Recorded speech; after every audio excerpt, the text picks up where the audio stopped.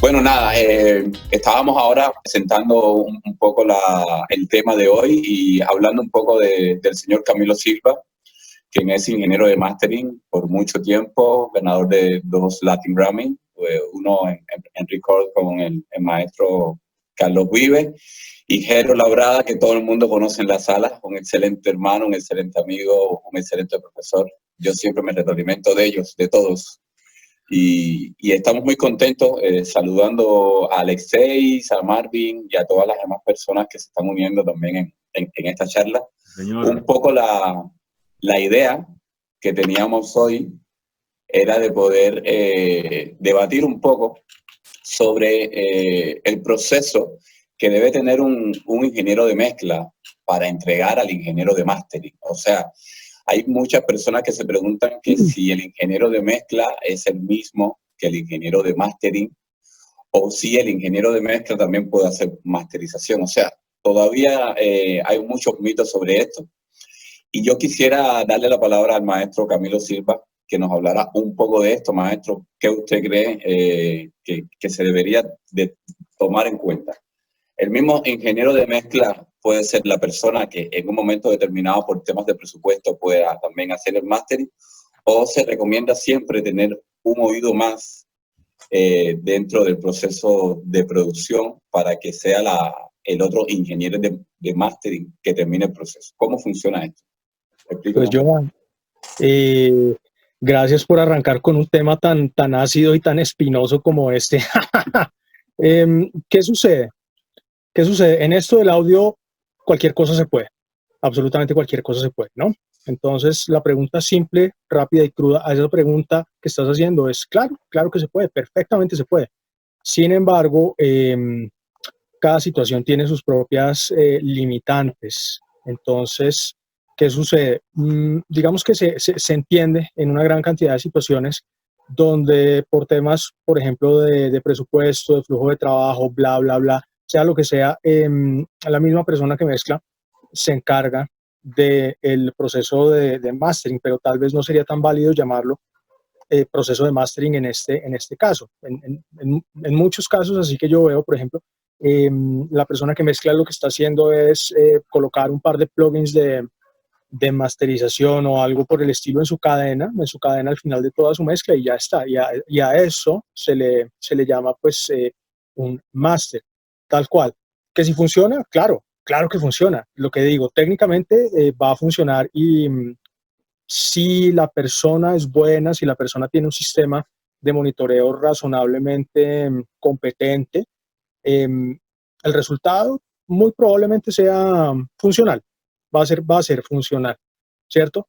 Pero hay varios factores ahí que me parece interesante debatir un poquito. El principal diría yo que es el tema de la objetividad, ¿cierto? ¿Qué pasa? Bueno, ¿qué pasa con los ingenieros de mezcla cuando pasan demasiado tiempo escuchando el mismo tema una y otra y otra y otra y otra vez?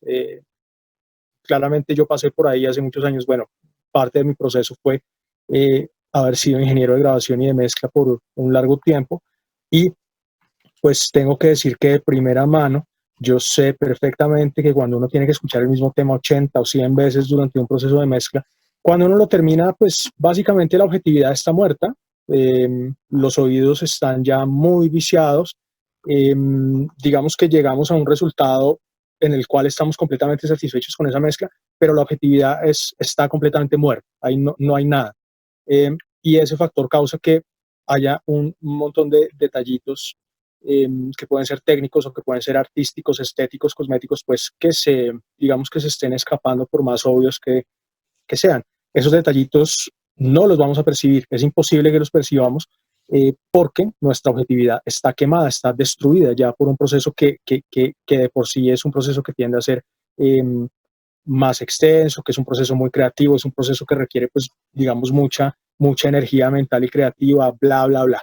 En fin, entonces la objetividad está quemada, se van a pasar cosas y esas cosas, pues sencillamente, si le colocamos un par de procesos de volumen o de lo que sea, ya al final del máster, pues es justamente lo que vamos a, digamos, a publicar, a transmitir a nuestro público final. Si se nos han pasado errores, probablemente se queden allí y ya está.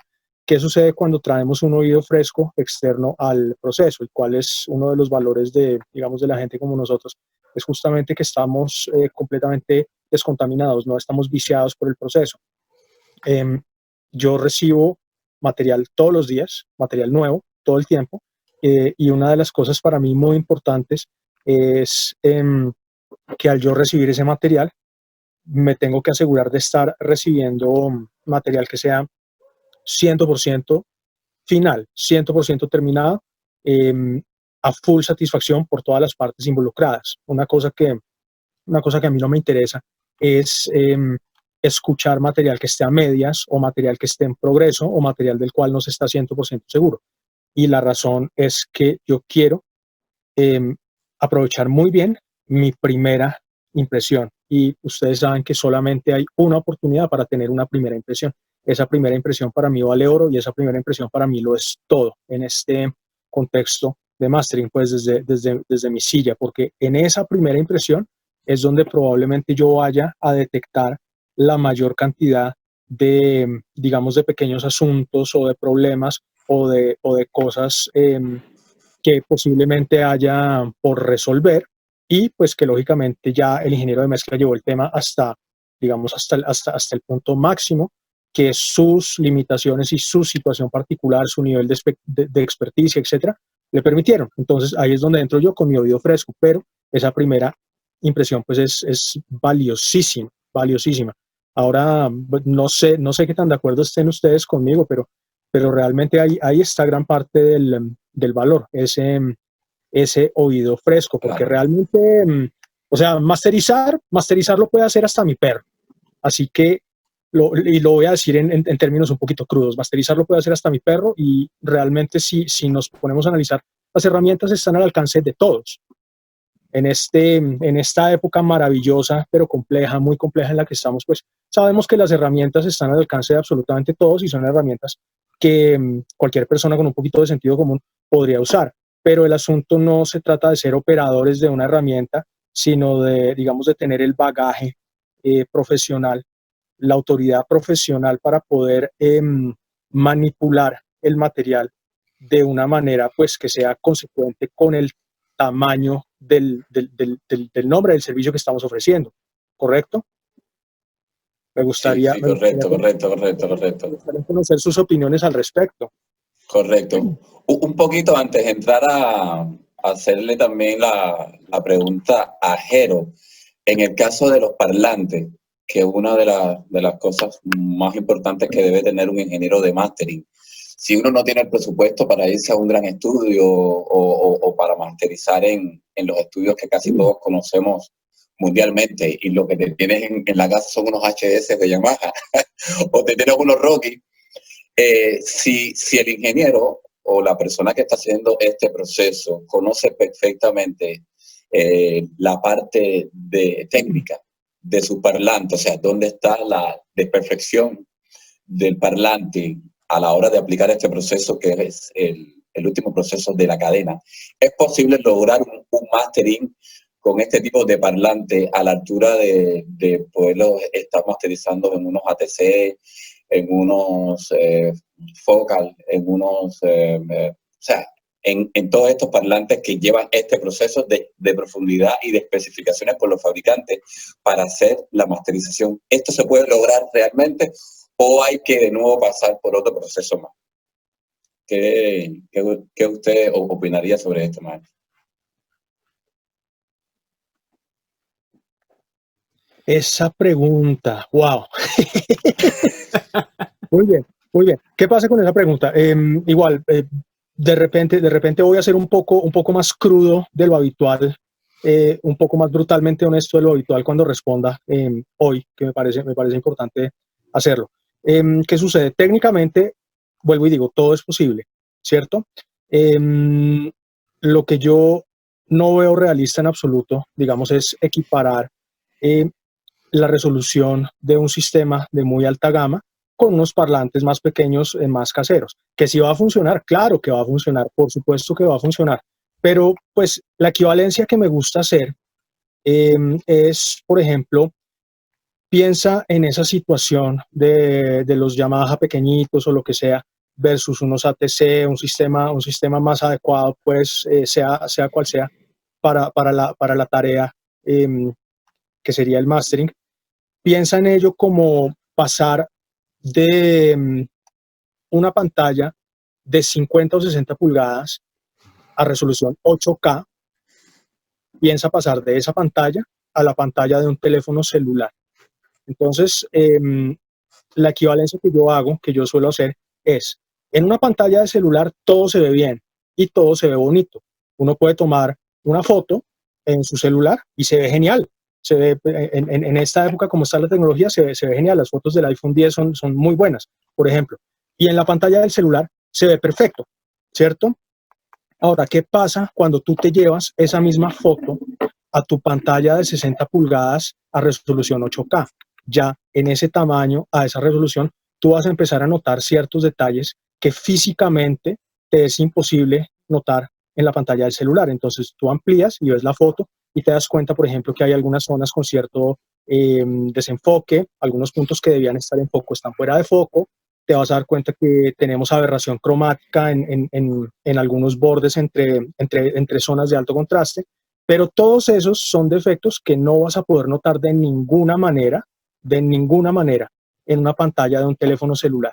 Y en la pantalla del celular todo se ve bien. ¿Cómo escucha la gente normal? ¿Cómo escucha el consumidor normal? El consumidor normal escucha en una pantalla de celular, haciendo la equivalencia, ¿cierto?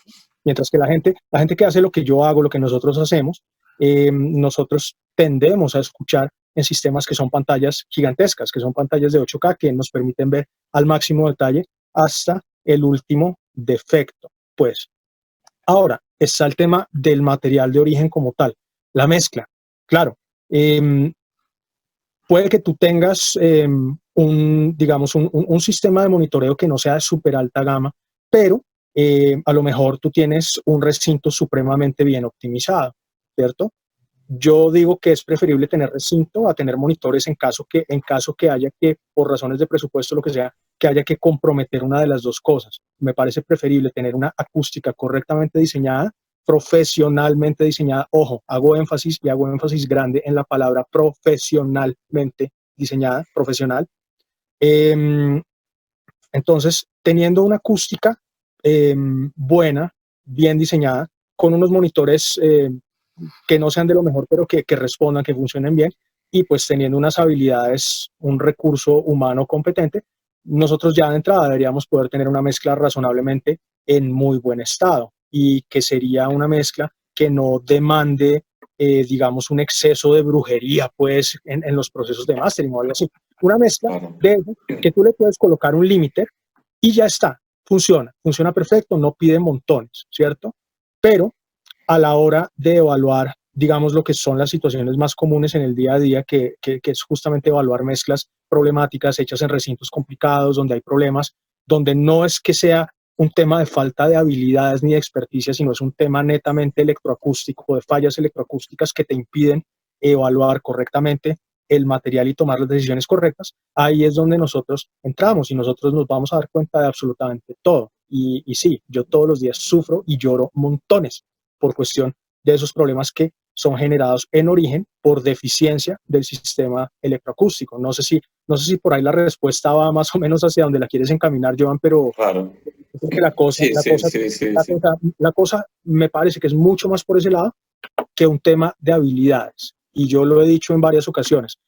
Inclusive una persona que no tenga un entrenamiento en audio muy profundo, que no tenga un entrenamiento técnico muy profundo, siempre y cuando tenga un sistema de monitoreo muy responsable y tenga el oído musical, que es lo que necesitamos para transmitir las ideas a algo que le traslade bien al público, el resultado va a ser bueno, ¿cierto? Claro, Caso contrario, a una persona que tenga un sistema deficiente y unas habilidades que estén por las nubes. Eso no tiene sentido. Y de hecho, yo soy de los que piensa que uno tiene que acoplar su situación técnica y su situación electroacústica, pues lógicamente, al tamaño de sus habilidades. Entonces, por ahí va la cosa. Claro. Gracias, maestro. Jero. Mira, sobre este mismo tema, cada día es más recurrente la cantidad de estudios caseros en el mercado. Claro. Todo, hoy en día es casi inexistente un músico sin su home studio.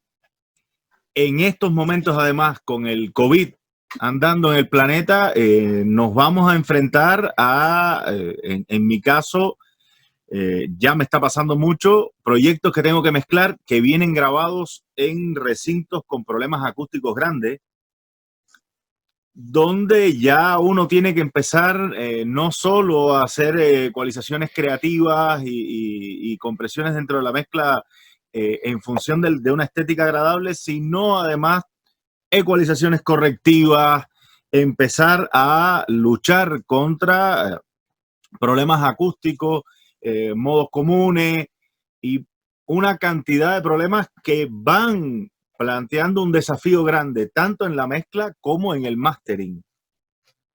En tu caso, Jero, cuando te envían una sesión, porque ya yo lo he podido experimentar contigo en algunos trabajos que hemos hecho, ¿qué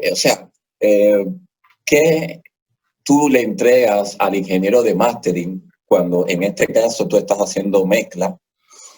¿Y qué le entregarías? ¿Y cómo tú recibirías en el caso de que estuvieras haciendo mastering ese proyecto de mixer, por ejemplo?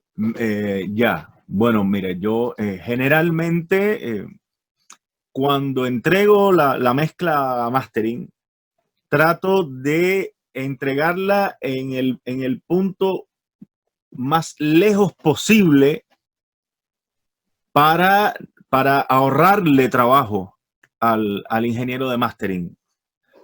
Dentro de mi cadena de bus master, trato de controlar la dinámica un poco, no mucho, o sea, no más de 2 dB y medio de control.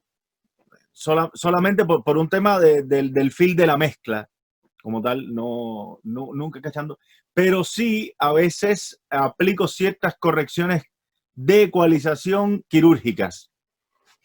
Más que nada trato de eliminar resonancias molestas dentro de la mezcla, que las voy limpiando desde dentro de la mezcla. No solo sucede esto en el Busmaster, ¿no?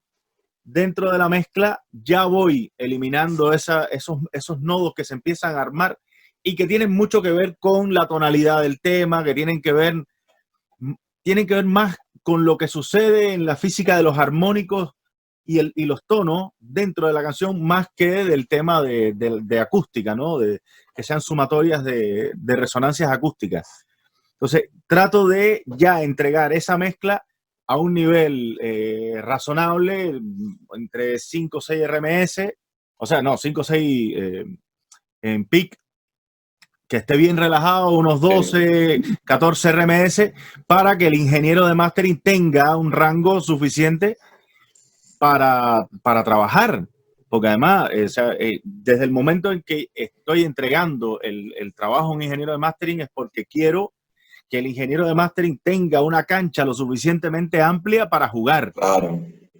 Yo no hago nada entregándole prácticamente masterizado el tema, ya no tiene nada que hacer. Que me ha pasado muchas veces, me dice, necesitamos que masterices esto, y lo que me llegue es un chorizo. Le digo, o sea, ¿qué hago con esto? O sea, ya... Así mismo. ¿Qué? ¿Le bajo de volumen y lo vuelvo a subir? Así mismo. Porque ya no hay nada que hacer. Entonces, creo que uno, en las funciones, uno tiene que, parte del entrenamiento, ¿no? Para los que están aprendiendo y los que están trabajando en esto, siempre hay que recordar, porque muchas veces somos multioficios. Hoy en día ya somos multioficios. Pero tenemos que recordar los roles, ¿no? Y hasta dónde llegar. O sea, estoy haciendo la mezcla es esto y hasta aquí llego. De aquí para allá le toca a él.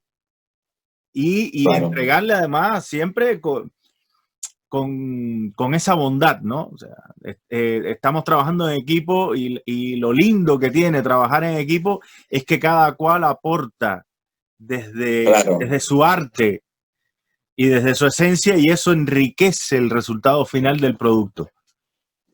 Claro, Estos discos hechos por un solo músico, cantados por él solo, grabados, mezclados y masterizados por él mismo, al final es como, sí, qué bonita tu vibra, men. Sí, Pero habría sido gigante si te nutres de lo que te puede aportar el claro. resto. Claro. Sí, y yo también siento un poco que esto se va un poco de la cosa como explicaba el maestro Camilo y tú, Jero, que también a veces son los presupuestos.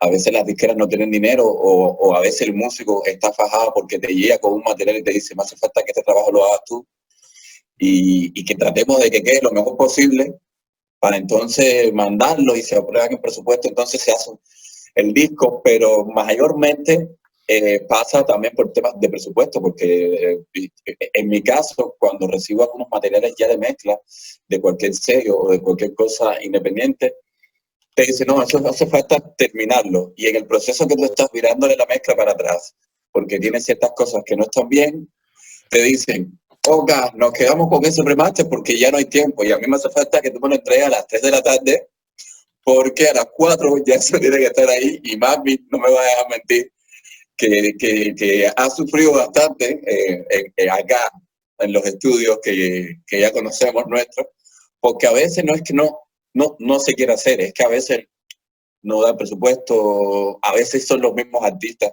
que también invierten y tratan de poner una parte. Ahora, entrando en temas de técnica, ¿a cuánto tú crees que se debería, o sea, el ingeniero de mezcla debería entregarle esa mezcla al ingeniero de mastering? ¿Hay alguna especificación desde el punto de vista de técnica cuando tú lo vas a exportar? ¿O tienes que darle un cierto volumen? ¿Cómo funciona eso? Para cualquier persona que necesitaría saber el estándar de ese Mira, volumen. yo generalmente todavía tengo mi par de BUs análogos acá en el estudio.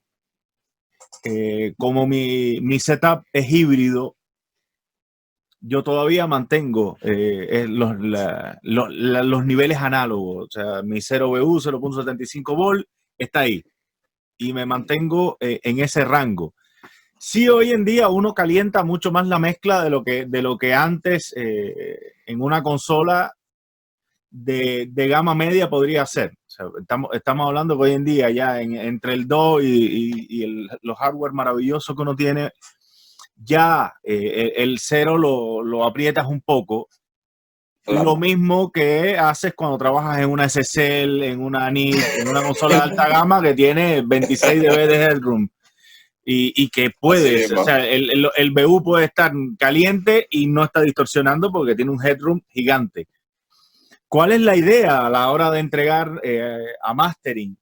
Entregarle, aprovechando lo más posible los 24 bits de resolución que tenemos en el full escala, ¿no? Porque eso es algo de lo que poco se habla, pero es real. O sea, desafortunadamente solo tenemos 24 bits de resolución. Claro. La frecuencia de sampleo la hemos llevado a la luna y todavía no acabamos de subir los bits de resolución, que es lo que nos da la mejor resolución en el rango dinámico. Claro, y que ayuda muchísimo a la hora de mezclar y masterizar. O sea, si a mí una señal que me manden para un máster me la mandan con el peak a -15, significa que realmente yo tengo 8, 9, 10 bits de resolución con suerte. Entonces, claro, mis píxeles son de este tamaño. Cuando si esa señal yo la llevo lo más posible sin afectar mucho la dinámica, la llevo al rango mucho mayor, tengo mayor resolución de bits para procesar. Tienes una mejor resolución de la dinámica de tu contenido musical. Y eso te va a ayudar mucho a la hora de masterizar. Claro, exacto. Sí, porque realmente es una cosa muy compleja y que en estos tiempos realmente es una locura. En el caso de usted, maestro Camilo, y de Jero, ¿sienten diferencia? Ya esto es una pregunta más global. ¿Sienten diferencia cuando uno está haciendo en el caso del mastering, un mastering completamente in the box, a cuando estás haciendo un mastering híbrido o cuando estás haciendo un mastering análogo. O sea, ¿qué creen de las emulaciones hoy en día? Nosotros como compañía, Yamaha ha sido una de las compañías que también ha tratado a través de NIF trabajar en el proceso de emulaciones y se han logrado grandes resultados. Muchos ingenieros me dicen que sí. Hay algunos que notan la diferencia, hay otros que no notan la diferencia. Hay quien dice que es un tema de gusto. En el caso de usted, maestro, que sabemos que es constructor de equipos análogos, ¿tiene en su estudio este procesamiento completamente análogo o ciertamente también en su cadena utiliza algunos plugins que son fundamentales para hacer el complemento de la canción, del producto? ¿Cómo lo maneja usted? Con toda sinceridad, yo no puedo trabajar 100% análogo. Es algo que no puedo hacer, digamos, por la complejidad de ciertos procesos que yo llevo a cabo, que sería imposible llevarlos a cabo 100% en análogo. Es decir, si tuviera que hacer un mastering muy sencillo, muy elemental, pues que solo requiera un poquito de moldeo tonal y algo de volumen y ya está, sí podría trabajar 100% análogo, pero desafortunadamente los casos así, donde el material no requiere una intervención más seria, pues son contados. ¿Qué sucede? Yo no podría trabajar 100% análogo, pero sí podría trabajar 100% digital y de cuando en cuando lo hago. ¿Qué sucede? Tú preguntas, ¿siente alguna diferencia, maestro? Bla, bla, bla. Sí, claro que siento una diferencia, pero la diferencia más importante que siento es en velocidad y es en ergonomía. ¿Y qué pasa? Cuando estoy trabajando 100% digital, realmente son pocos los casos en que decido hacerlo, pero hay casos de casos. Cuando decido trabajar 100% digital, me toma más tiempo. Me toma más tiempo llegar al resultado por un tema que es ergonómico y de flujo de trabajo. Esa es, digamos, ese para mí sería el principal diferenciador. Asumiendo que estemos usando pues, equipos de la gama y del calibre correcto, es decir, las herramientas correctas para el trabajo en cuestión. Ahora, yo podría trabajar 100% en digital siempre, sin ningún problema, pero claro, me costaría un poco más de trabajo, me costaría un poco más de tiempo y ergonómicamente no estaría tan bueno ni tan eficiente pues, para mi flujo de trabajo. Pero por supuesto, puedo llegar ahí. En términos de sonido, es otra historia y el asunto es que estamos entrando en temas que son excesivamente subjetivos, digamos, que si te suena mejor análogo, digital, bla, bla, bla, se vuelven temas que son muy subjetivos realmente. En pleno 2020, la tecnología está en un punto en donde, digamos que yo digitalmente no sufro, sino que todo lo contrario. Yo me beneficio de procesos muy específicos que son imposibles de ejecutar, imposibles de concebir en análogo, y eso incluye temas un poquito más avanzados como hacer edición espectral sobre los archivos, obviamente lo que es reducción de ruido, cosas así de ese tipo que uno no puede manejar en análogo de ninguna manera.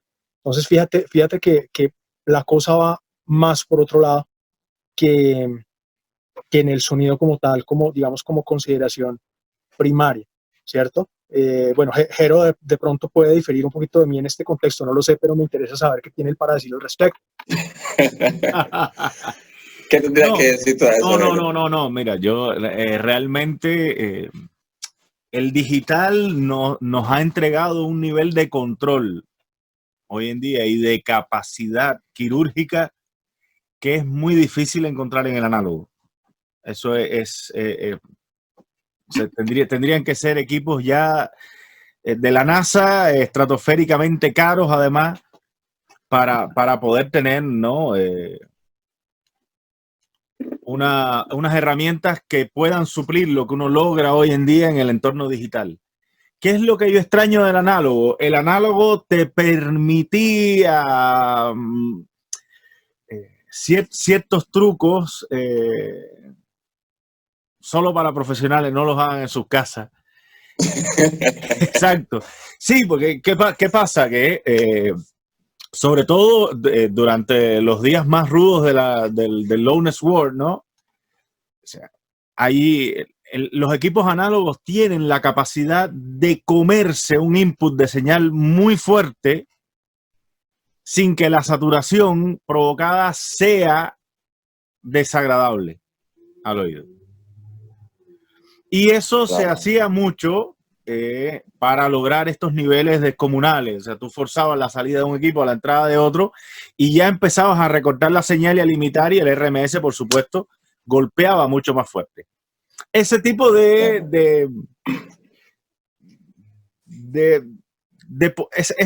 esa forma de poder doblar las leyes, el análogo es mucho más amable que el digital. Cuando tú lo haces en el digital, un soft clipping, una cosa así, se escucha. Se escucha. Claro, Sobre claro, todo claro. cuando uno está acostumbrado a escuchar en buenos monitores y sabe lo que es la distorsión digital. Claro. El público que está escuchando MP3 desde que nació, la distorsión digital no se da cuenta que está, porque ha sido parte de su escucha toda la vida. Escuchando a 128, la distorsión digital es gigantesca y están acostumbrados, escuchan distorsión digital y le parece que está bien. Y es una nueva estética, si al final eso es una nueva estética también. Pero Jero, en el caso entrando por ese tema, para ti, para Camilo y para todos que están en la sala, ¿ustedes creen que marca como nosotros, como Yamaha, como NIF, como CCL, que yo entiendo que al final siempre tenemos que llegar al tema del presupuesto, porque el tema de la emulación viene por eso, porque no hay presupuesto, y no se puede entender de que tú te puedas comprar una Duality, porque realmente la industria, realmente tenemos que adaptarnos a los tiempos y a lo que está sucediendo en el mercado, y por eso todas estas marcas han tenido que llegar a este proceso de emulación, de hacer todo este tipo de experimentos. Tú y Camilo y todos los que están en la sala, ¿creen que esto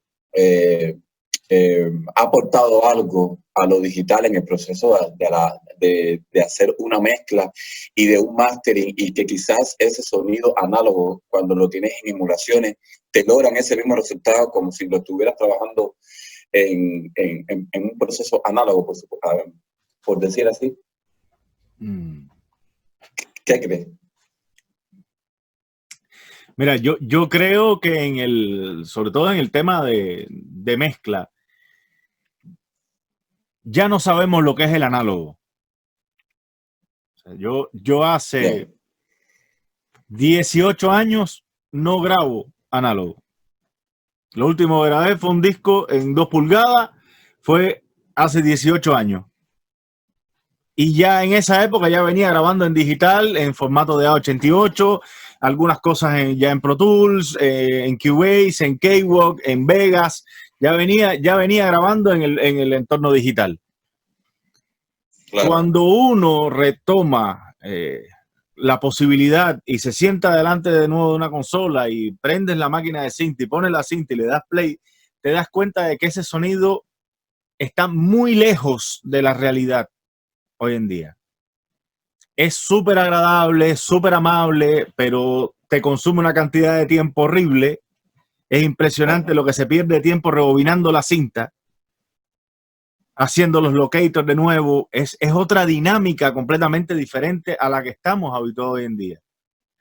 Los equipos digitales, más que volverse análogos, lo que han es mejorado su calidad sonora. Claro. Los plugins tienen buenos colores, han ido buscando que la coloratura del plugin sea agradable y te sea útil. Porque tampoco haces mucho con un plugin que coloree mucho y solamente te sirve para un proyecto. O sea, tú necesitas herramientas que te sean versátiles y te permitan trabajar en diferentes proyectos y te aporten.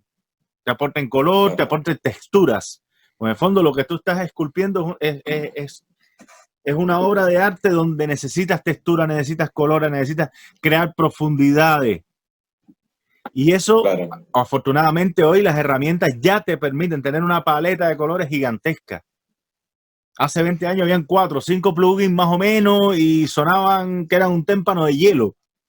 Porque la preocupación era que funcionaran y que fueran óptimos dentro del sistema, pero no había preocupación de realmente cuánto color y cuán noble era el sonido que te estaba entregando. Hoy en día no, hoy en día tenemos plugins de una gama impresionante. Hay una paleta de colores para trabajar, además, a unos precios hoy en día súper asequibles. Claro, claro, claro. No, fíjate que yo estaba ahora revisando aquí en el chat y hay muchos usuarios que concuerdan. Por ejemplo, César Facto Rodríguez dice, bueno, la gente escucha en archivo MP3 desde una web en streaming y con unos audífonos de imitación bit de USD de $3. Y después Jordani también dice, bueno, sí, yo creo definitivamente que aporta un montón en el otro tema que estábamos hablando para comenzar, el acceso, el poder hacer música.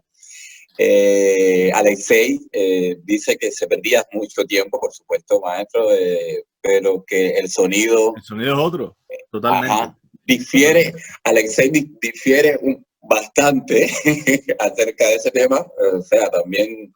O sea, el análogo es otro mundo. El análogo es otro mundo. Claro, Ricardo también dice que exacto, por ahí está también Julio Nápoles, que se suma a la gente de Nuach, que están por ahí. Entonces, yo pienso entonces que para este 2020, con lo que estamos sucediendo, porque ahora mismo estamos en una crisis mundial, lo necesario es tener un poco de estos dos mundos, un poco del mundo análogo y un poco del mundo digital. Ahora, vamos a entrar en un tema que yo personalmente, cuando estaba en la academia de mastering del señor Friedrich Meyer, yo le preguntaba, y en el caso de él y de otros ingenieros alemanes, me decían que no, que sí era, o sea, que sí se podía hacer, pero que tardaba mucho más. En el caso de los DAW, cuando hablamos de masterización, y que muchas personas preguntan, ¿en qué tú masterizas? No, yo masterizo en FL Studio, no, yo masterizo en Cubase, no, yo masterizo en Sonar, yo masterizo en Logic, yo masterizo en Pro Tools.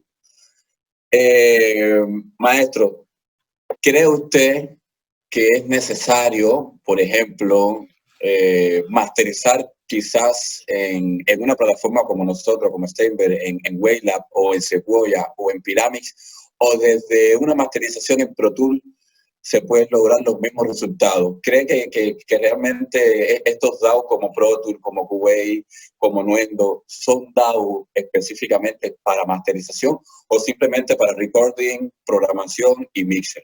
¿Qué piensa usted de esto? Hombre, la herramienta no es importante. La herramienta solamente es relevante para cada uno. Así de sencillo es. Entonces, dicho eso, pues la herramienta tiene que ser algo que ergonómicamente se acople a lo que uno espera y necesita.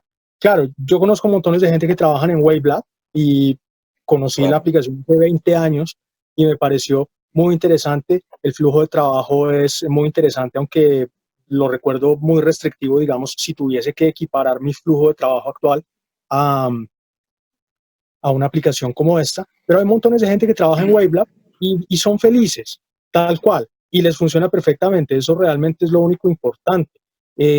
Yo, al igual que muchos profesionales que se dedican de manera 100% exclusiva al mastering, yo trabajo en Pro Tools, por ejemplo. Y hay gente que dice, uy, pero Pro Tools no es un software específicamente para mastering. ¿Y qué? ¿Cuál es el problema? El asunto es que mi herramienta está en capacidad de entregarme la funcionalidad que yo necesito para llevar a cabo mis funciones. Claro, hay funciones específicas que tienen algunos softwares, por ejemplo Sequoia, digamos, o Wavelab, que permiten ensamblar DDPs, etcétera, etcétera, etcétera, hacer todas esas cosas que Pro Tools no hace. ¿Cuál es el problema? Yo utilizo otra aplicación externa para manejar ese tipo de cosas. Para todo lo que es conversión de sample rate, utilizo otra aplicación externa con los algoritmos de Isotope. Para hacer edición espectral, por ejemplo, utilizo Isotope RX, que es algo que no se puede hacer dentro de Pro Tools, que es justamente edición espectral. Entonces, realmente la herramienta solamente es relevante para cada uno, para sus necesidades particulares y para la funcionalidad que cada uno esté buscando. Sí, soy consciente que hay algunos softwares, digamos, que pueden percibirse mucho más especializados desde un contexto de mastering. Soy muy consciente de Sequoia y he querido dar el salto, pero Sequoia tiene un problema gigantesco, gigantesco, y es que solamente para PC. Y yo, la verdad, con toda honestidad, yo PC únicamente lo uso para jugar, para mis aplicaciones de diseño y tal vez para los videos calientes de vez en cuando. Es para todo lo que uso el PC.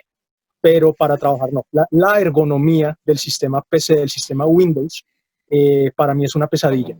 Como sistema operativo para trabajar. Y pues es que llevo toda mi vida profesional trabajando con Mac. Entonces, Claro. tenemos una cuestión ahí, Joan, que pues los seres humanos somos criaturas de Claro. hábito, ¿no? Entonces, Claro. digamos que si yo tuviese que hacer un salto forzoso a un software que trabaje netamente en PC, para mí sería una pesadilla logística total y perdería montones y montones y montones de tiempo, no solo reaprendiendo mi memoria muscular a la hora de manejar Pro Tools y traducir todas esas funciones a Sequoia, algo que era instintivo, ahora se volvió un proceso de aprendizaje, sino que también tendría que lidiar con los detalles ergonómicos del propio sistema operativo. Sería un salto demasiado grande y digamos que el proceso a mi nivel de trabajo y con el ritmo de trabajo que yo manejo, sería una pesadilla logística que yo no puedo absorber.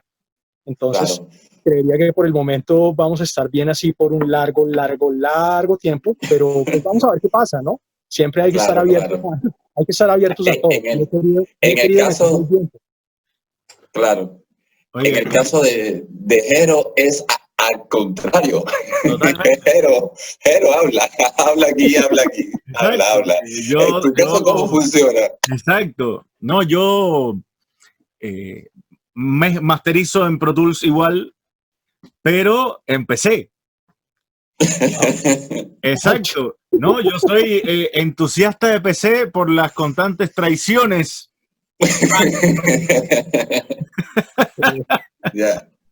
De eso podemos hablar ahorita, porque tengo un par de cosas para decir. Y estoy de acuerdo.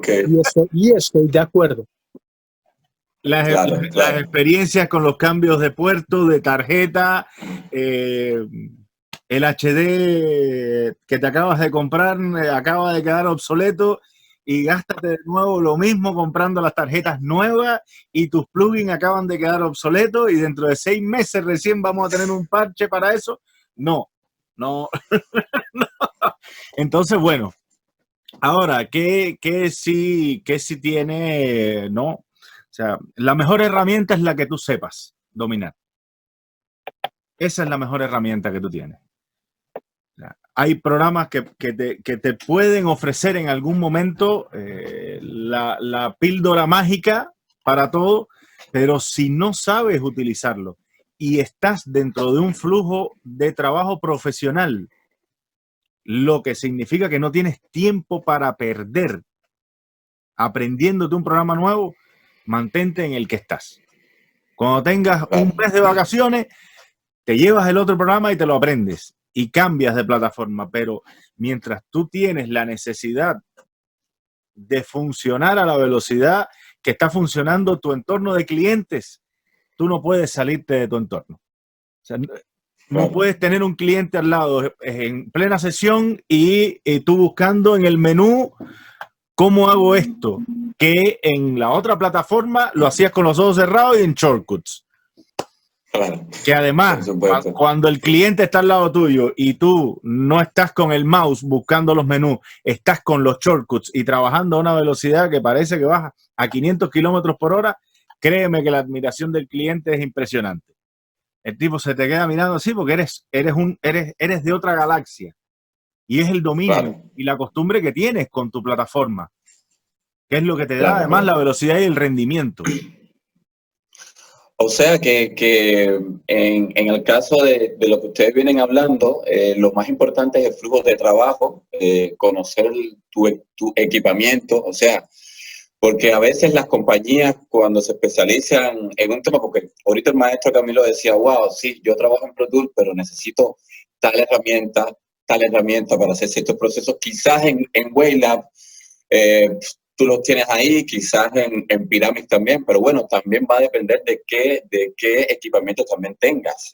O sea, eso también depende del flujo de trabajo. Al final también lo que interesa es el resultado. Claro. Pero a veces eso es un mito para mucha gente porque, wow, yo creo que este motor de audio en tal programa es más sólido y cuando le exporto el sonido es más cálido y cuando lo hago en este, ¿no? O sea, que también tiene que ver mucho con lo que se experimenta. Vamos a la pregunta. Es que al final tu oreja es la que está mandando. Claro. Si un programa en teoría no tuviese unos graves más redondos, pero tu oído te lo está pidiendo, tú vas a ecualizar para lograr esos graves. Claro, exacto. Y si el programa no tiene los agudos que tú quieres, tú los vas a ir a buscar. Claro, porque al final es tu oído el que está mandando el software, no el software el que te está mandando a ti. Ahora, que sí es importante que uno sepa las resoluciones internas a los que trabajan muchos programas. Ahora, ya estamos hablando de plataformas que están a un nivel donde no hay caída. O sea, no estamos... Claro. Exacto, no es Paint contra Photoshop.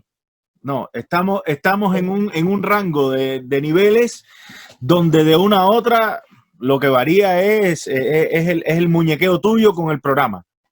Eso es lo que te va a dar un resultado sí o no. Claro. Vamos a las preguntas porque el tiempo se agota, pero vamos a extender un poquitico, pero vamos a ver, en el caso tenemos a esta persona que no dice su nombre, pero dice, pregunta para ambos, pensando en lo que se está haciendo en este momento, música en los hogares, teniendo en cuenta el escenario de mezclas que no son amateur, ¿cuáles serían las recomendaciones con respecto a la entrega de la mezcla final? La pregunta va porque hay mitos donde se dice que es mejor entregar una mezcla pastosa y no con muchos graves, y hay otros en el que se debería entregar la mezcla muy cerca a lo que se desea escuchar. ¿Cuál es la sugerencia? O sea, esta persona pregunta para los dos, ¿cuál es la sugerencia? ¿Eso lo hacen ustedes mediante un concepto que se lo pide el artista, que se lo pide el productor, en el caso que no sea el productor del proyecto, o hay algo específico ahí? En el caso de Camilo, por ejemplo, maestro, ¿qué diría usted de esto? Yo soy de la política que el material tiene que llegar tan finalizado como sea posible, excepto, por supuesto, por lo que son procesos de volumen. ¿Qué quiero escuchar yo? Yo quiero escuchar el mejor esfuerzo del mixer, el mejor esfuerzo, el absolutamente mejor esfuerzo. Y quiero escuchar que el tema fue llevado hasta el punto en que esta persona sienta que puede soltarlo con confianza. Lo que tú dices de los mitos, concuerdo con ello, y hay gente que dice, no, es que no quiero dejarlo muy brillante, muy bajudo, lo que sea, para que tengas margen. Me parece, es decir, me parece razonable también. Al fin y al cabo, pues, sea lo que sea que yo reciba, sé que estoy recibiendo algo con lo que la persona encargada y todos los involucrados en la situación van a estar cómodos. Ya, digamos, ya yo veré cómo tengo que enfocar el producto para llevarlo al punto que yo quiero. Claro. Si me preguntas, yo prefiero poner que quitar. Es decir, yo prefiero un tema que venga calmado en bajos o en brillos a un tema que venga pasado. Puede que sea un poco más complicado, digamos, despejar un lodazal que haya allá abajo. Claro, puede hacerse con la técnica correcta, pero puede que sea un poquito técnicamente más complicado despejar ese lodazal que llenar un poco un tema que esté flaco. Entonces, claro, en ese sentido, para mí va a ser siempre preferible poner un poquito que quitar un poquito sin que tenga necesariamente un sesgo hacia, digamos, hacia un tema que por problemas, por circunstancias técnicas venga un poco más pasado de lo que yo quisiera. Por ahí va la cosa. Claro, y pues lógicamente las recomendaciones habituales, ojalá que venga con algo de margen, ojalá que no venga estallado en volumen, ojalá que venga bien balanceado, ojalá que sea un tema que ya de entrada el mixer se haya tomado el tiempo para sacarlo a sistemas de consumo regulares y haya comprobado que la traslación sea razonable a buena al menos. Los coches, los carros son implacables, sobre todo en el low mid, por ejemplo. Entonces, hay ocasiones en que yo me doy cuenta de cosas y suelo aconsejar como, ok, sácalo del estudio, ponlo en sistemas normales, ponlo en Bluetooth, ponlo en equipos de casa, llévatelo a un par de coches, evalúa y toma tus notas, haz tus anotaciones ahí. Con eso puedes terminar de redondear las ideas. Que eso es lo que mucha gente tiene que hacer realmente, y básicamente lo tienen que hacer para compensar las deficiencias que tienen sus sistemas electroacústicos. Entonces, piense cómo cerramos el círculo acá. Misma razón por la cual en una sala como la mía solamente existe un sistema, uno solo. Y yo soy una persona que jamás saca el material de esta sala. Nunca lo hago. Yo jamás escucho, a menos que lo ponga por placer, pues, pero yo jamás escucho material fuera de esta sala, material que estoy trabajando. Claro, llego a la casa y a veces mi esposa tiene la radio encendida y está sonando un tema mío. Yo, ok, eso lo hice yo, suena decente, ok, pero ya es otra historia, o sea, es otro tipo de escucha, mucho más casual. No es una escucha analítica técnica, pues, como la haría acá enfrente de mi monitoreo. Entonces, por ahí va la cosa. Por ejemplo, aquí tenemos otra pregunta, porque son varias preguntas. Jero, hay una que dice, ¿qué hacer a la hora de masterizar con lo que se está haciendo en la compresión, con la música, y cómo el mercado casi compite con el volumen, a lo que le llamamos nosotros nivel de volumen, más que escuchar la dinámica musical natural, sobre todo porque hoy la música se escucha en un 90% en celulares? Exactamente. Yo con el tema de la guerra de los volúmenes creo que más que a una imposición de mercado,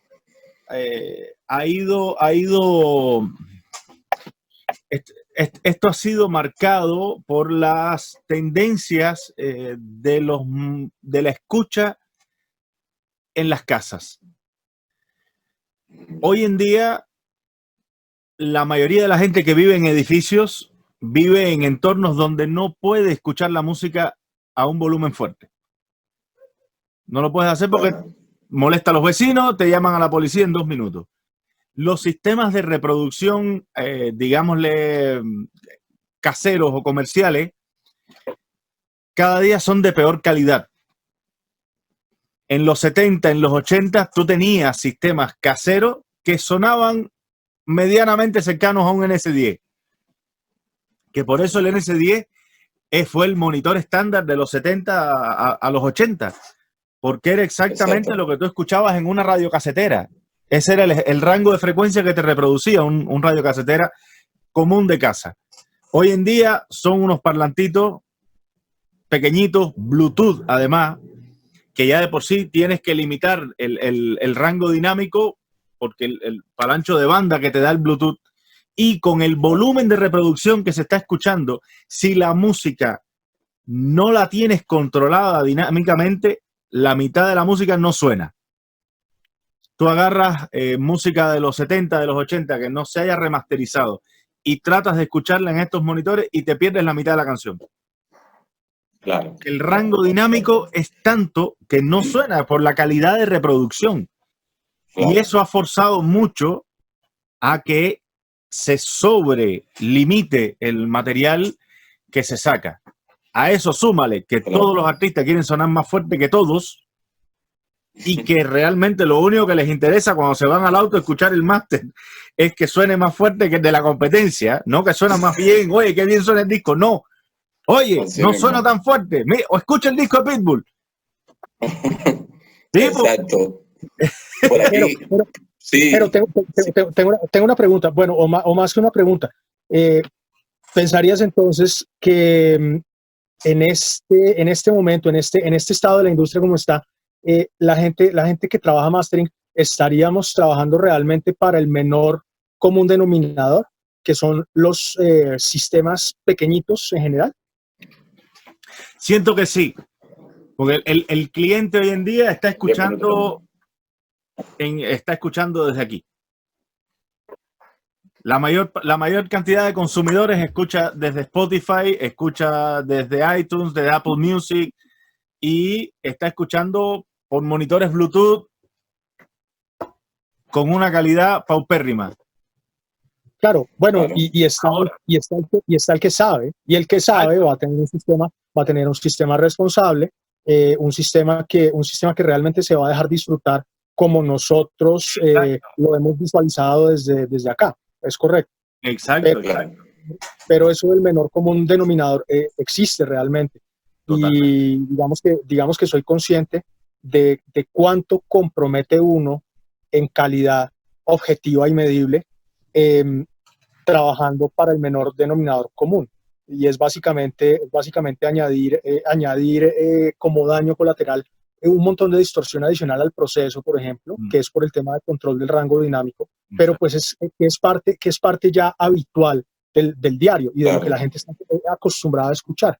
Eso por un lado, y por otro lado, este tema de los rangos específicos de frecuencia, donde se genera la percepción de volumen, que es lo que hace que gran cantidad del material trabajado moderno hoy en día tienda a sonar súper áspero. Es lo que varios colegas míos llaman, abro comillas, brillitos de radio. Así mismo es. Bueno, seguimos con las preguntas. Alexei dice que sí, que él cree que que cuando se tiene una cadena de mastering ya creada y te funciona, creo que es la mejor en cuanto a aspectos. Luego tenemos a Paul Lenar, que dice cuáles son los plugins de mastering que ustedes usan, en el caso de usted, maestro Camilo, y en el caso de usted también, maestro Jero, para sus productos finales. ¿Qué plugin utilizan? ¿Hay una magia, como digo yo, exacta para utilizarlo o es algo que ustedes han ido adquiriendo a través de los años, de los trabajos, y ya se ha hecho como de costumbre para hacer este tipo de procesos?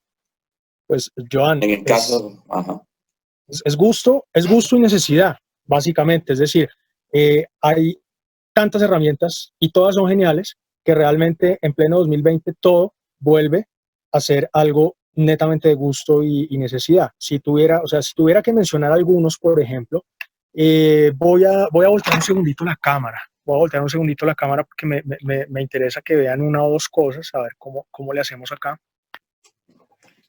Ok, voy a voltear un segundito la cámara.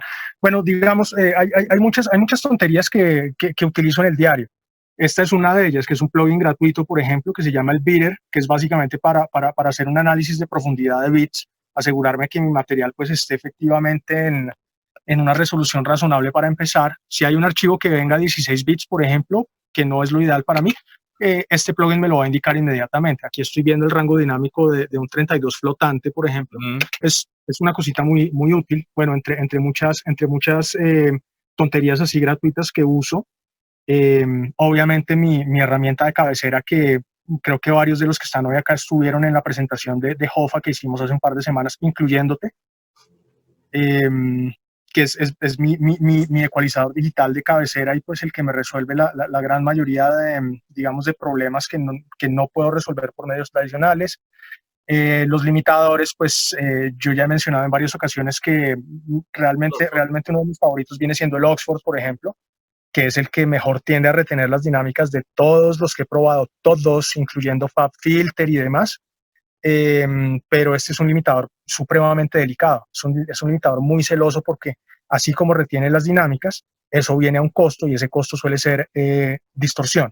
Entonces es un límite que es de mucho cuidado y que requiere realmente un sistema de monitoreo muy responsable para usarse. Posiblemente tenga al final de la cadena un límite de protección como este. Protección, básicamente, aunque en esta sesión en particular estoy ganando un dB con él, pero usualmente no gana volumen, sino que es estrictamente de protección. Cosas así de ese estilo, pues así por encima. Bueno, hay gente que me pregunta, ¿tú usas analizadores? Y eso sí, yo como todo el mundo utilizo analizadores, pero el asunto es que yo no baso mis decisiones en esto. Yo los uso cuando estoy a la cacería de algún factor particular específico que yo ya haya identificado, pero digamos en una sesión normal, lo más probable es que yo ni siquiera lo abra, que yo ni siquiera esté visualizando el analizador. No lo necesito para nada, ni baso mis decisiones en lo que yo esté viendo acá en el analizador. Hay otra tontería gratuita, es una tontería, pero realmente me es útil para saber, para llevar digamos, un pequeño control de tiempo de cuánto he invertido en una sesión específica. Me gusta mucho y es de Hoffa también, es gratuito. Es un contador de tiempo, básicamente. Ahí está detenido, pues, porque he tenido esta sesión abierta desde que empezamos, pero bueno, cosas así de ese tipo. De vez en cuando tengo a la mano el Sonox, el Dynamic EQ, eso lo activo, que es otro ecualizador muy similar al Hoffa, pero que tiene una funcionalidad específica que el Hoffa no tiene acerca de cómo se utilizan las señales de control. Pero si se fijan, realmente no es nada del otro mundo, ¿cierto? Es una cadena que tiende a ser simple, son sencillamente herramientas que por ergonomía las tengo en mi cadena, pues, pero no es que me vaya a morir si no las tengo, ¿cierto? Excepto por el Hoffa, claro está. En fin. Y es lo mismo con el hardware. Bueno, si bien tengo unas piezas muy peculiares acá, muy peculiares, digamos que son piezas más que tengo que construir, que diseñar, lo que sea, más por capricho, digamos, porque podía hacerlo y quería probar ciertos conceptos que afortunadamente pues me han funcionado muy bien, digamos como los convertidores digital análogo a tubos que tengo acá, que son estos de acá, que son los de mi diseño. Ahí están junto al Crane Song, pues, pero digamos que son sencillamente opciones de coloración u opciones de ausencia de coloración. Claro. Pero, pues, en conclusión, realmente lo que quiero decir es que aquí no hay brujería, aquí no hay magia negra, ¿cierto? Todo es técnica. Exactamente. Sí, totalmente de acuerdo. En el caso mío, no tengo cómo darle vuelta a la cámara. Mi ecualizador de cabecera es el Brainworks, el Digital B2. Es excelente. Es súper quirúrgico. Yo generalmente esa etapa antes de empezar a controlar la dinámica la trabajo en mid-side. Me encuentro muy a gusto trabajando en MS, la parte de la ecualización inicial en el mastering, y después paso a una etapa de corrección dinámica, de ecualización dinámica un poco, y después un limitador igual. Trabajo con tengo el L3, el 16. Probé todos los limitadores de Waves y el L316 me deja controlar la dinámica y llevarla a estos umbrales dolorosos sin ese harshness que el resto de la serie L tiene cuando ya empiezas a trabajar más fuerte la dinámica. Claro. Fíjate lo que estás diciendo y lo importante del comentario, porque es un limitador, digamos, que no mucha gente consideraría de esa forma. Pero al final, pues es lo que digo, la herramienta no es tan importante.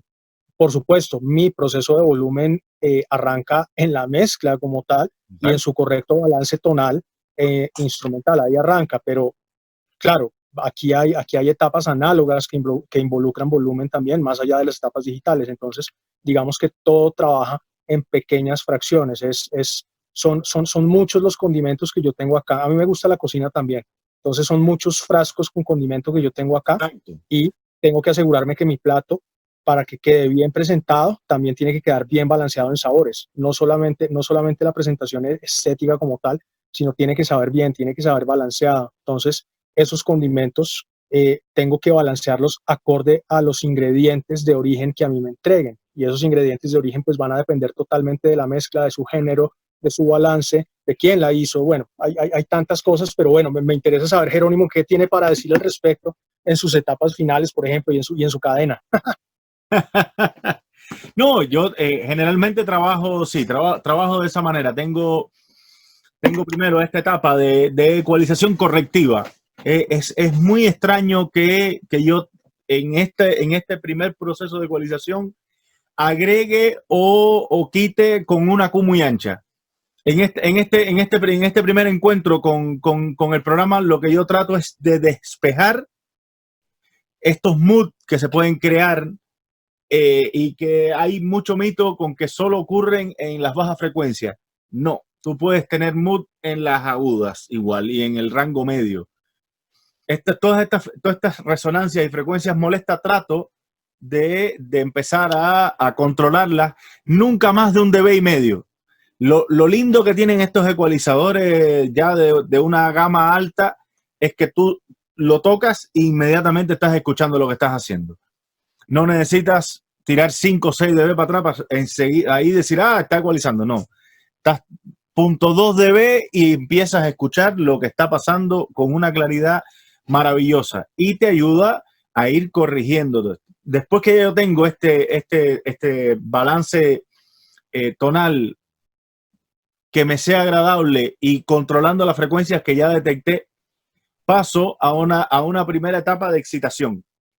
Ahí entro con un excitador aural que estoy usando el de Isotope, el multibanda, solo excitando quizás en el extremo high, en el aire de la canción, y algunas veces, si la mezcla no viene bien definida en las bajas frecuencias, excitando un poco también en baja frecuencia para lograr empezar a definir los armónicos que me van a dar el punch después de la canción. Y ahí paso en el mismo Isotope a un poco de compresión multibanda, muy discreta, y de ahí ya me voy al limitador final. Mi cadena de volúmenes la voy construyendo internamente. Voy agregando de a pocos para lograr llegar al volumen final.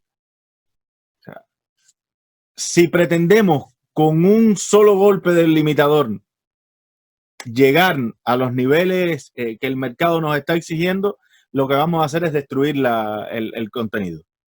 Esto hay que irlo creando, es una construcción de volúmenes y de niveles que es increciendo y que todos los elementos de la cadena son responsables.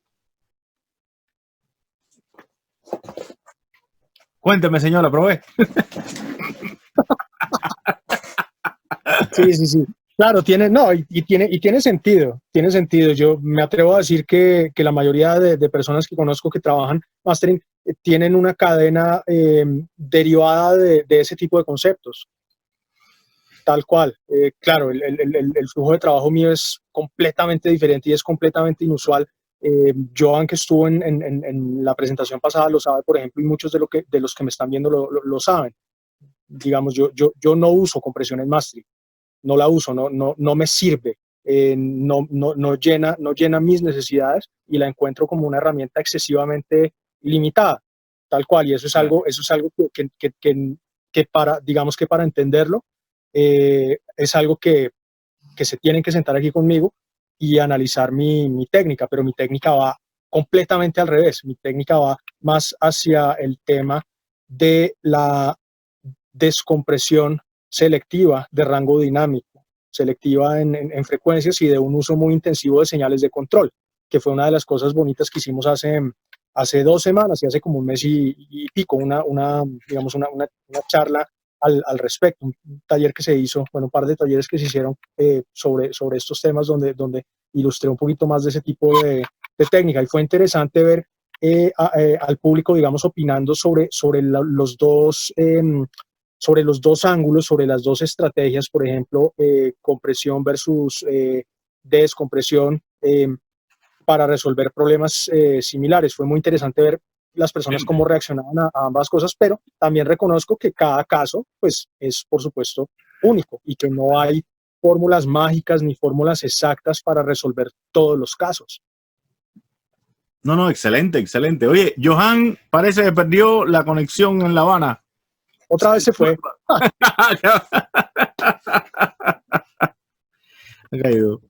Bueno, señores, ya estamos en hora, ¿no? Sí, ya estamos ya. Nos despedimos de todos. ¿Alguien tiene alguna pregunta? Sí, a ver, ya. Jordani, el tema de hacer bounce, mix o master, ¿es recomendable el bounce o hacer un print de mezcla o de mastering? Buena pregunta. Me gustaría responder primero. Qué pena la grosería de tomarme la palabra así Dale. tan impunemente, pero quiero responder primero por la siguiente razón. Uno de los grandes problemas con los que yo me encuentro frecuentemente, y parece ser un mal moderno, es que tenemos la posibilidad de hacer bounce offline. Quiere decir mucho más rápido que tiempo real cuando estamos trabajando completamente in the box. ¿Qué pasa? La gente se está acostumbrando a esto, la gente se está acostumbrando a no escuchar su print final, sino simplemente a exportarlo más allá de tiempo real y eso lo mandan a mastering.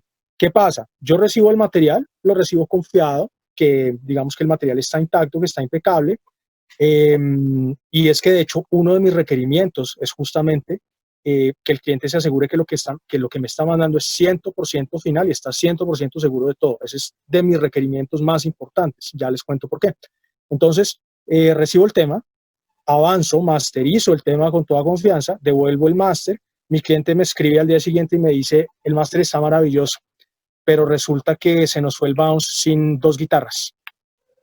Voy a tener que mandarte una nueva mezcla.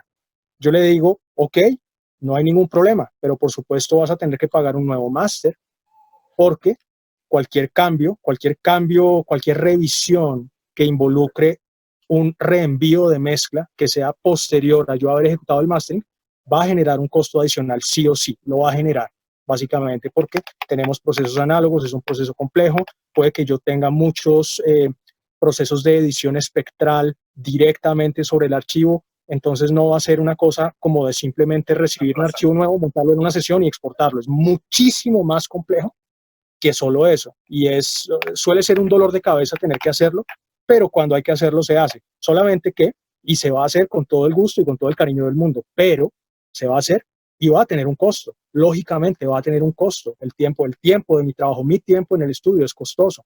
Y efectivamente esto va a consumir casi que el mismo tiempo que un máster que se hace completamente de ceros. Entonces, técnicamente, un reenvío post-mastering es un tema nuevo para efectos digamos, para efectos de terminología. Es un máster nuevo.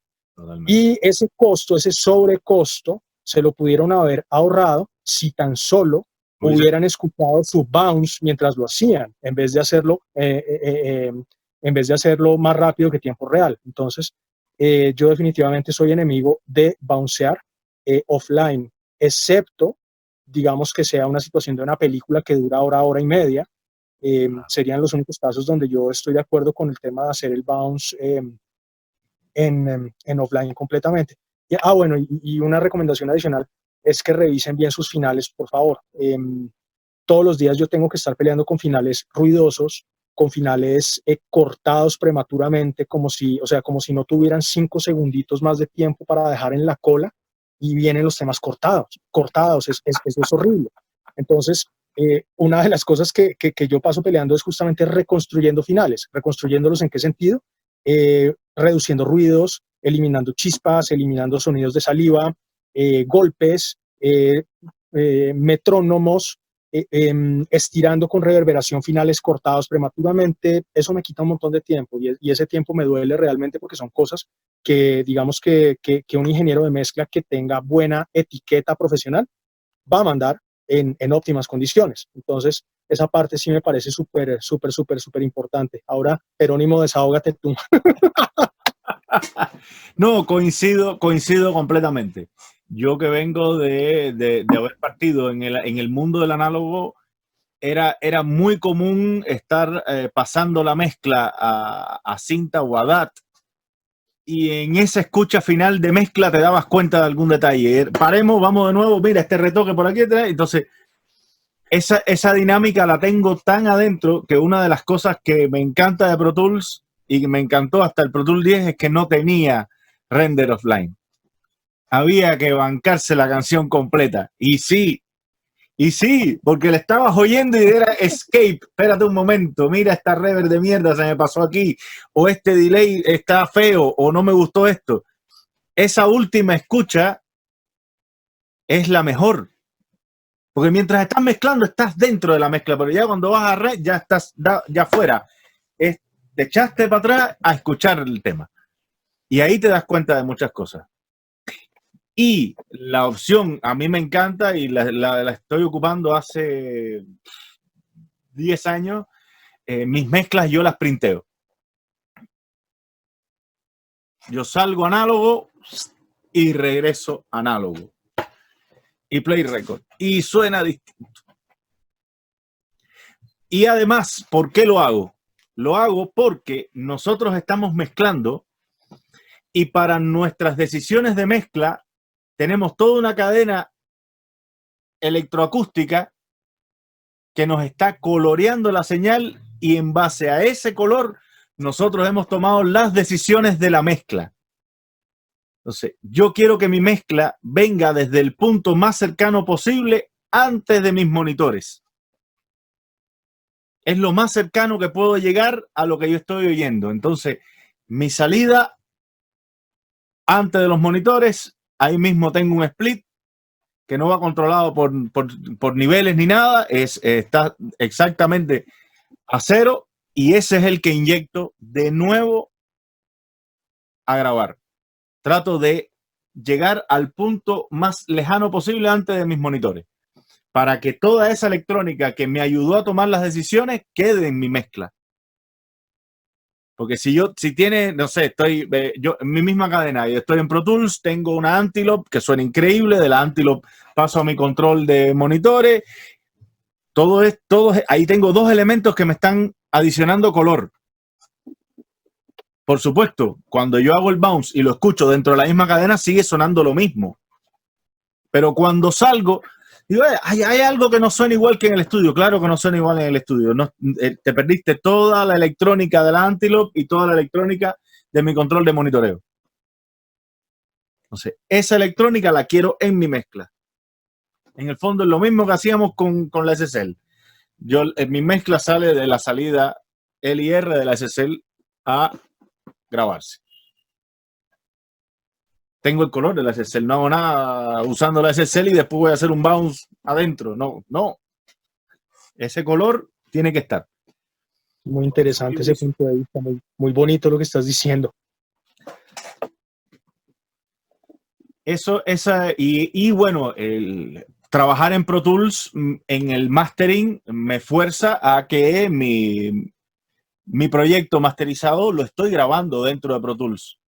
En el fondo es un printeo interno con toda mi cadena de procesos, pero es un printeo igual. O sea, no hago un bounce de Pro Tools. Yo estoy grabando en tiempo real. Ahí está, esto es lo que quiero. Automaticé algún cambio que hay entre medio, alguna cosa, pero eso está grabado. Y ese file es el que exporto después. Claro, y pensaría que para alguien con un flujo híbrido, y lo recuerdo de mi flujo híbrido de mezcla cuando hacía mezcla todavía hace años, es eso, justamente imprimir en tiempo real, en un par, lo cual tiene un beneficio y es que podemos ponchar sobre el bounce.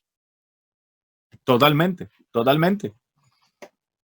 Que es una técnica de hecho milenaria, que es lo que llamaban la automatización de los pobres, ¿no? Exacto. Que es ir ponchando sobre el bounce e ir haciendo tus movimientos en la consola en la consola análogo cuando no tienes automatización. Exacto. En tiempo real.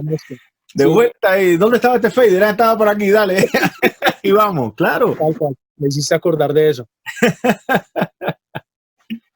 No, Muy bien. es un sistema, a mí me funciona muy bien. Soy alérgico a las exportadas estas apurado. Porque además, si te estás dedicando a esto es lo tuyo, escucha la canción. Sí, es lo mínimo que puedes hacer, claro. Claro, escucha la canción.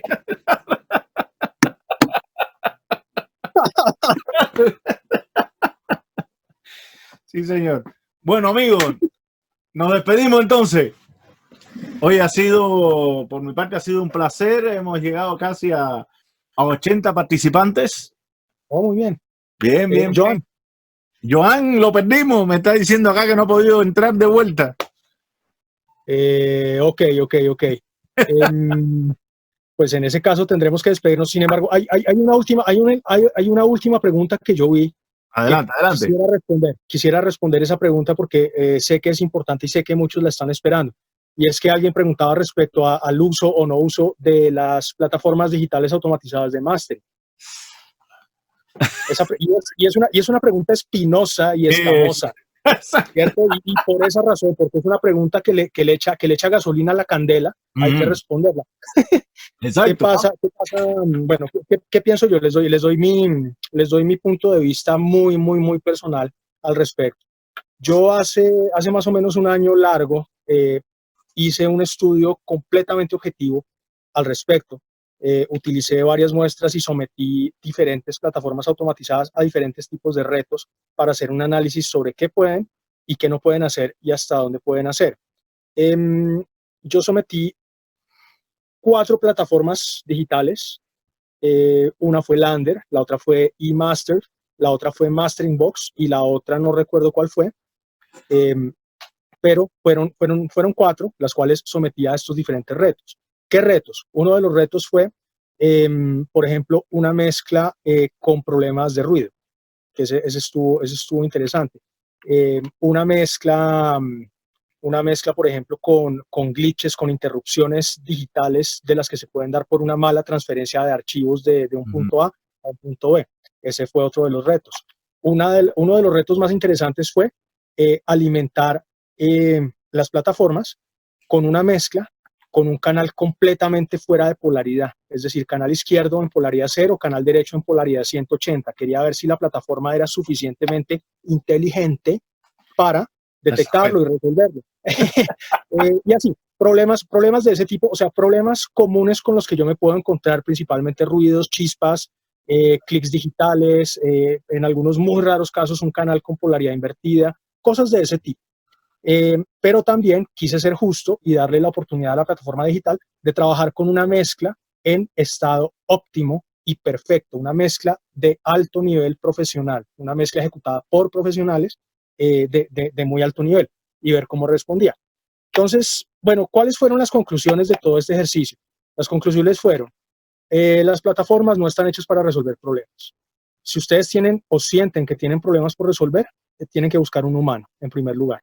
Ni las chispas las resolvió, ni los ruidos los resolvió, ni las distorsiones las cuantificó, ni las diagnosticó, ni las ubicó, ni hizo nada para resolverlas, lógicamente, y tampoco esperaba que lo hiciera, siendo justos.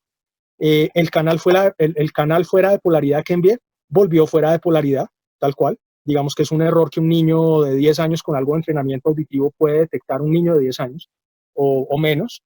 Y sin embargo, cuando yo le alimenté un tema profesionalmente mezclado y en perfecto estado, las plataformas me escupieron un resultado bastante aceptable, no equiparable lado a lado con el del humano, que era yo en este caso, pero bastante aceptable. Digamos que para la mayoría de gente allá afuera, suficientemente bueno, para la mayoría de gente.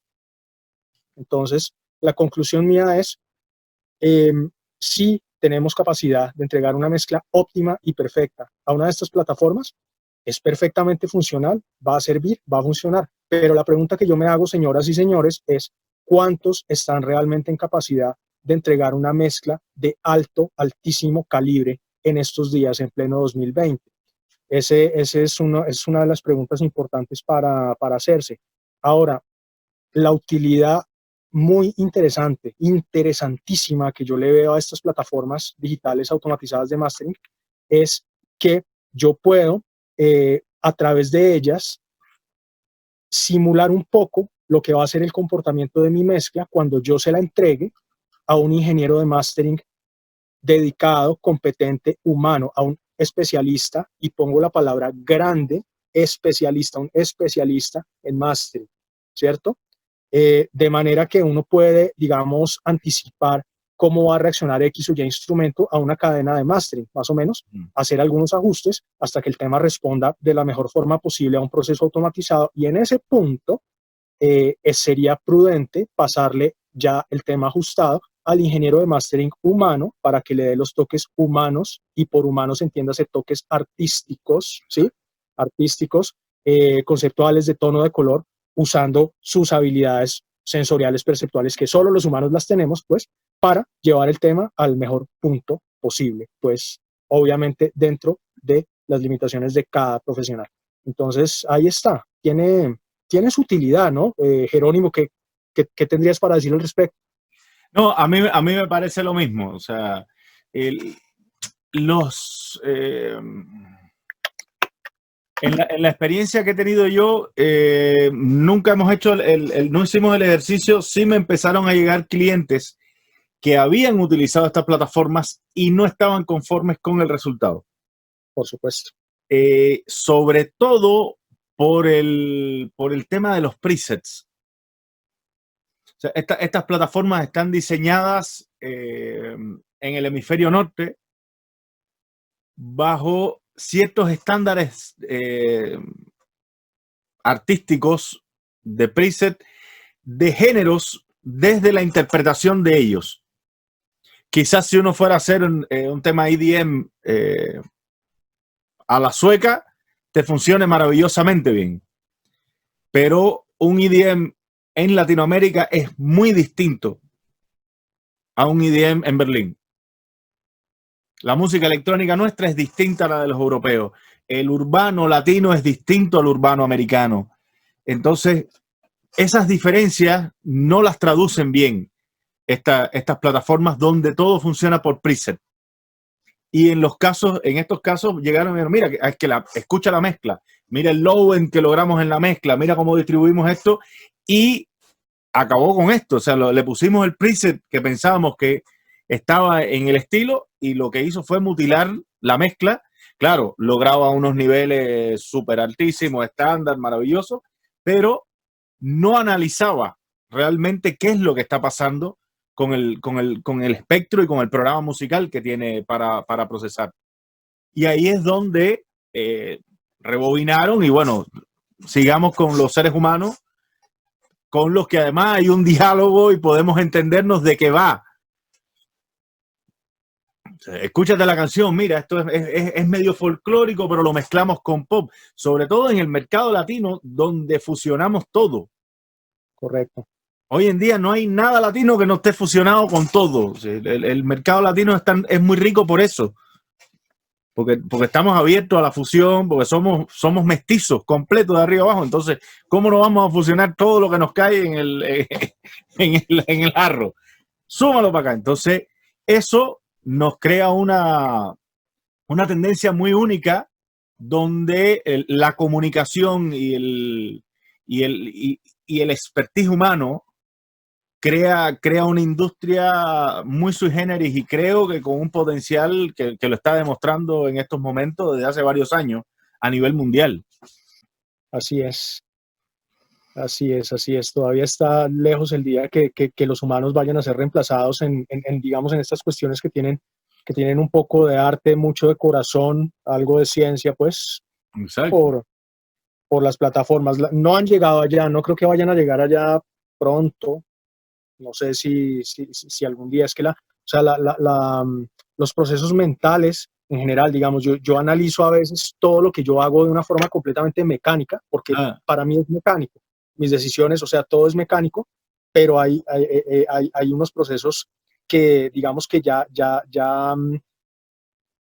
por tanto tiempo haciéndolos y escuchando e identificando asuntos, es algo que sucede muy rápido, pero yo a veces me detengo a pensar todo y realmente son procesos muy complejos porque hay una parte que es perceptual, que es sensorial. Exacto. Y en esa parte, bueno, las máquinas pueden medir a través de transductores ciertos elementos, pero otros definitivamente no. No, claro, exactamente, exacto. Y claro, al no tener apreciación artística, realmente, sus decisiones son totalmente matemáticas. Es correcto. Posiblemente funcionen a través de un proceso más comparativo que de verdadera inteligencia artificial. Exactamente.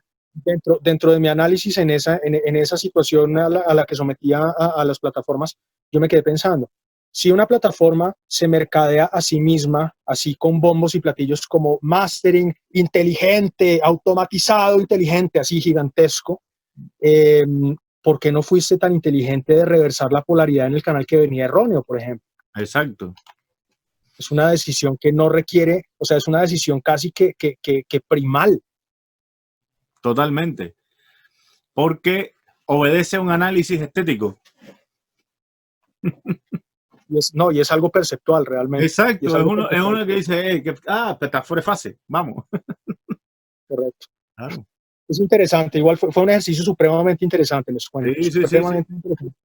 Bueno, nos garantiza todavía estar en la silla buen rato. Eso esperamos, que todavía me quedan unos buenos años productivos acá. Muy bien. Genial. Bueno, entonces ahora sí despedimos la sesión, señores. Bueno, no, Jerónimo, pues en ese caso, un gusto, estuvo muy divertido, muy entretenido. Señor. Y buenísimo. Nada, gracias a todos por aguantarse un poco toda la carreta, que siempre es bueno verles las caras y también escuchar otros puntos de vista y alimentarse y enriquecerse de todo. Sí, señor. Buena tarde a todos. Terminen de pasarla. Ha sido un placer, señores. Esperemos no sea la última. Vamos allá. Chao a todos. Chaito.